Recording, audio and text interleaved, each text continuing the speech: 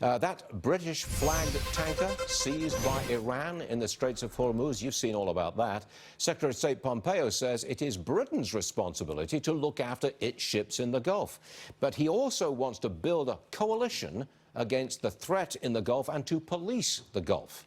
James Carafano, Heritage Foundation, joins us now. Is Pompeo saying, hey, you Brits, you're on your own, and by the way, we need a lot more ships to police the Gulf? Is that what he's saying?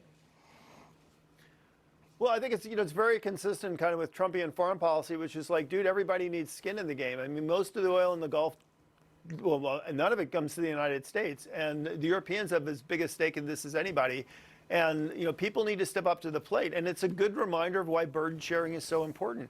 Countries need to have capacity and capability. They just can't sit back and pontificate about how they want the world to run. And it's very, very difficult. These ships can't see these threats until they're right on them. And then once a threat is on them, there's nothing they can do about it. So the only way to make a ship safe is to preempt the threat before it gets there. And that requires surveillance capability, and it requires the ability to interdict. And they need more capacity to do that. I keep saying this, almost every single day I say this. If this had happened 10 years ago, with this kind of threat in the Persian Gulf, if that had happened 10 years ago, the price of oil would be well above $100 a barrel. But James, it's American frackers who are keeping it at 56, isn't that right? Well, I think also you have to recognize that the Iranians aren't interested in seizing or stopping the shipping. Right now, the reason why they took the British tanker is they want more cards to play if they have to go back and negotiating. So they just wanted a hostage. And the U.S. does have the capacity to keep the straits open.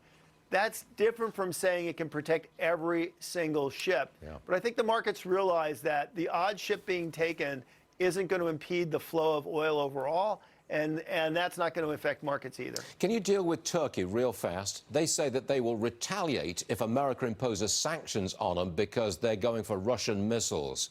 Turkey's a member of NATO. Looks like NATO's in real trouble here. No, I think it's Turkey that's in real trouble. I don't think they have many cards to play either. I mean, the reality is if Turkey would jeopardize either the bilateral security relationship with the United States or its place in NATO, it becomes a very vulnerable and weak country and a player with not a lot of friends in a neighborhood where you want a lot of friends. So Turkey is on some really dangerous ground if they're going to try to go toe for toe on sanctions with the U.S. They could wind up in a really ugly place for them. For them, okay, we got that clear. James Carafano, thanks for joining us, sir. See you again soon. Now this.